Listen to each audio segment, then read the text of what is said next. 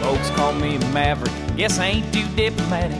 I just never been the kind to go along, just avoiding confrontation for the sake of confirmation. And I'll admit I tend to sing a different song. Sometimes you just can't be afraid to wear a different hat. If Columbus had complied, this old world might still be flat. Nothing venture, nothing gain. Sometimes you got to go against the grain. Jim is very astute and carries himself with a lot of business acumen, if you will. Jim is a manager with high expectations. I would characterize him as a dynamic leader who's behind the scenes. I would say that Jim is a very innovative leader. He certainly did things differently than most typical chiefs. Here's a manager who has such a versatile skill set that you could take him and put him in multiple departments to manage, and not every manager can do that. Jim is a great example of any Greenwood Village employee being able to just make it all the way to the top, from public works manager to police department chief and then to city manager, all by just winging it. Jim Sanderson started working at his parents' hobby store in Bellevue, Nebraska when he was just 12 years old. In high school, Jim interned at the hospital emergency room, and at 16 began volunteering for the Bellevue Fire Department. As he continued to serve as a firefighter and EMT over the years in Bellevue, he worked as an emergency dispatcher for the Bellevue Police Department and then as a jailer for the Sarpy County Sheriff's Office. For a time, Jim plowed roads for the Public Works Department in Sarpy County. Having worked his way through the ranks as a deputy at Sarpy County, Jim served as a road patrol officer, investigator, training officer, road sergeant, civil defense director, administrative lieutenant, and finally, administrative captain before landing the top job in 1990 as police chief for Commerce City, Colorado. At Commerce City, Jim served as a police chief, assistant city manager, and interim city manager until his talents were recruited by Greenwood Village in February 1996 to serve as public works director. Our city manager had worked with him in Commerce City and thought he would be a great attribute to the city of Greenwood Village. Jim is the kind of guy that can get things done. He was just a great director. As Public Works Director, Jim was responsible for a Public Works department of 100 employees and an $18 million budget. His primary goal was to ensure a safe environment for citizens living and traveling within the village, which encompassed many areas of responsibility. When Jim started in 1996, that was when Greenwood Village was starting some incredible growth in the services provided to the community. We had also started on, if you will, a journey as an organization with focus on customer service and eventually the quality of life outcomes. At the very beginning, in 1996, Greenwood Village started the Consolidated Residential Trash and Recycling Program. And that was a big service, new to the community, as well as focusing a lot on snow and ice control, just road maintenance. And so there was a lot of growth within the department to improve the levels of service provided to the community in achieving that quality of life. In 1996, we started the update of the transportation plan in Greenwood Village. The other significant project was the T-Rex project for highway and light rail improvements in the southeast corridor. When that started off, they were looking at more or less just light rail, bringing light rail down from downtown Denver to the southeast suburbs. And the question was, well, why not do highway improvements as well? Greenwood Village got heavily involved in making sure it was a combined project and one of the first ones accomplished in the nation for light rail and highway improvements all under one contract. Back in those days, we built walls. We shut off Bellevue to make sure that our flagpole annexation that we did would be effective, and we would not have the cut through from Parker Road in through Orchard and go past all of our schools and endanger our children. Jim was very instrumental in getting that done. We had the bus line, the link, which was a great experiment. We have the most beautiful streets. All you have to do is spend a little bit of time driving around our city, and it's pretty apparent all the effort that Jim put in to make our streets what his long-term plan was when he was originally hired. Jim's ability to affect change, improve customer service, and solve problems in public works set the stage for his evolving career at Greenwood Village and perpetuated great first impressions with City Council, staff, and members of the community. I always found Jim an easy person to sit down and talk to, strategize ideas about when we were trying to solve service issues, citizen issues, things like that he had good ideas that he could bring forward. Jim empowered his staff and expected for the projects and the assignments to be completed by his staff. If you had any challenges or questions, you came to him with solutions and recommendations. You did not come to him with asking the question, what should I do? He expected for you to figure that out and give him the recommendations and the basis of those recommendations. Jim's always been, in my mind, not only professional but objective. He's had the fortitude and capability to tell someone when he doesn't agree with them, but he's always been forthright. And I've appreciated that. He always had a listening ear, and his look at you yeah. He trusted the supervisors working for him to know their job and to know what they needed to do. It wasn't too long before Jim's leadership skills were recognized beyond the Public Works Department. After 5 years, Jim was appointed as Chief of Police in 2001. Overseeing a police department of 54 sworn officers, 22 civilian employees, and a budget of $7 million, Jim was excited to return to law enforcement and accept the challenges to steer the police department in a new direction. What Jim was really known for was thinking outside the box. He really had a unique perspective based on his varying experience in law enforcement, and then of course going to public works and then coming back to policing, about incorporating, I think, strategies that might have worked well in a non-law enforcement environment and finding ways to incorporate those into a law enforcement environment. The time when I really saw Jim shine was when he said the entire organization, all of our leadership group, is going to San Diego to a POP conference, a problem-oriented policing conference. When we get to San Diego, we all fill up our day with going to seminars, and this was different than when you go to a normal conference. When you go to a normal conference, you go to these seminars and there's no debriefing at the end. Well, every day at the end of each day, we debriefed, and everybody in the group had to share what they learned, but more importantly, could that work in our organization, and if so, how? And he was famous for saying whys and what ifs. I've used that today all the time. Whys and what ifs. What if we did this? Would it work? And why are we still doing this? Or why would we not do something different? And one of the biggest things I could say that I had learned from him was just being fair and treating people right, internally and externally.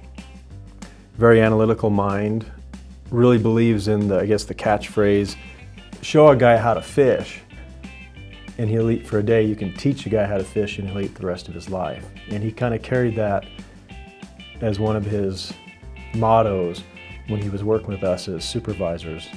Brought in the adult learning environment, which was much needed at the time. Really brought a sense of the police department being ran like a business as opposed to just a cop shop. During his tenure as Chief of Police, Jim was credited with many projects, but his overall success at the Greenwood Village Police Department stemmed from his commitment to develop and nurture leaders. For some, his leadership tactics contributed to some defining moments. As a sergeant, he stretched me to write policy. and in a way that was very different than what typical law enforcement agencies would do. And to think about policy writing in terms of what are the core competencies that our officers need to know, and if we can reduce those policies down to 13 to 15 core policies, we increase the ability of our employees to perform under stress. When many agencies had, 3-inch policy manuals, we condensed ours down to 15 core policies. He helped me understand that it was okay to take what I've learned and share it. When he got to the police department, he said, why can't we be the next Lakewood? Why can't we be the organization that's growing chiefs? And we should be thinking about developing our people up and out of the organization. Because when we do that, then we put Greenwood Village on a map in a different level. He wanted to grow leaders in, I think, a very unique way. We had an incident in the community where he was demanding that we looked at it from a different set of lenses as opposed to traditional cop lens. And I remember asking, was there a way we could just talk with the team about this a little bit first so we can try to sell it a little before we shove it down so it's a little more accepted. No sooner did I get that out of my mouth and he said, I'm not interested in selling stuff. If I wanted to sell stuff, I'd go sell cars.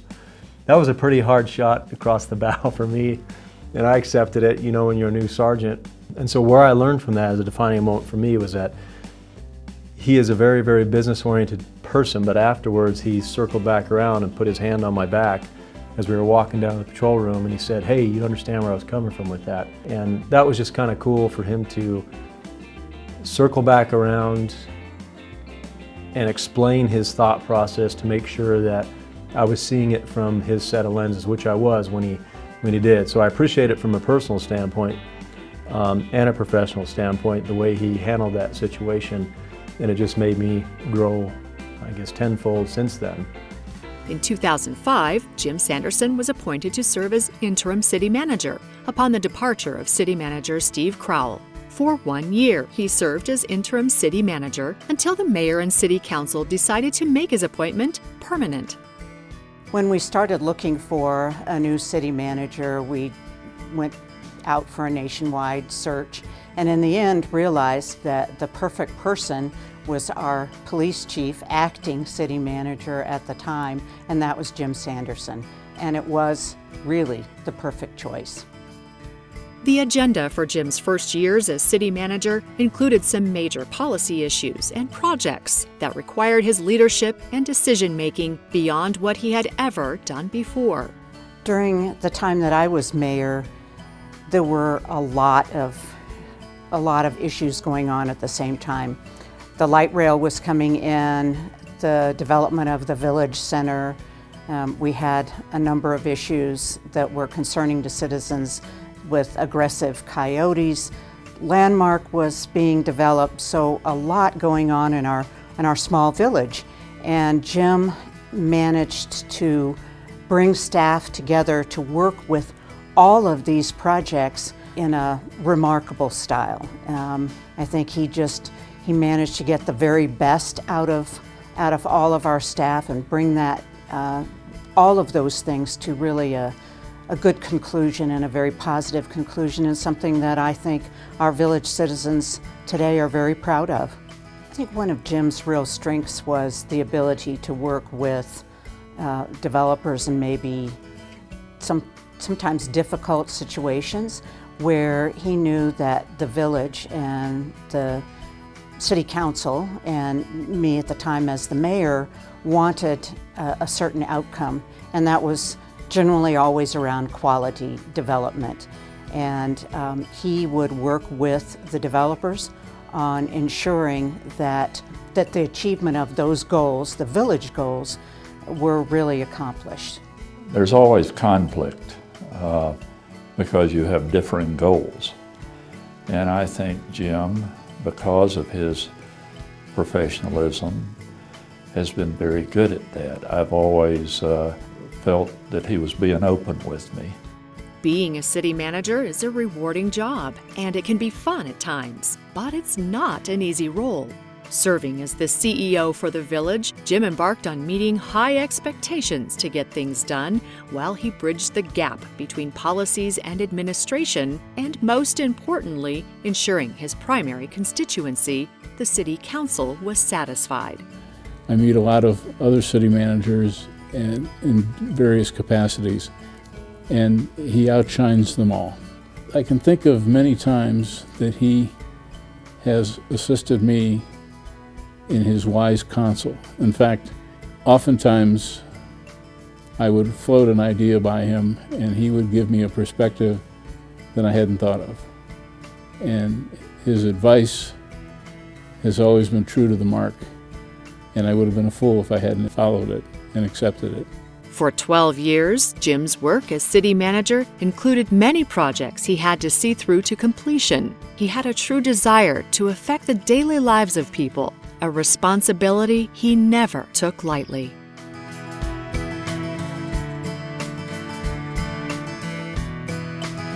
The way Jim brings people together to accomplish a goal is, in my mind, masterful.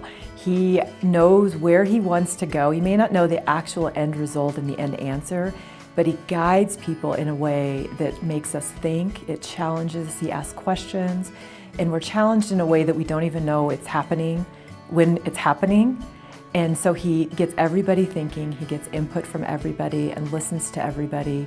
And in the end, you almost come to a conclusion that you think he knew exactly where he was taking us, but we know that he didn't because he's using all the information that we give him. Jim is a complete city manager because he understands people. As a matter of survival skills, police officers learn to evaluate people quickly. He's carried forth that talent, and it really is a remarkable talent, to pick the right person for the right job.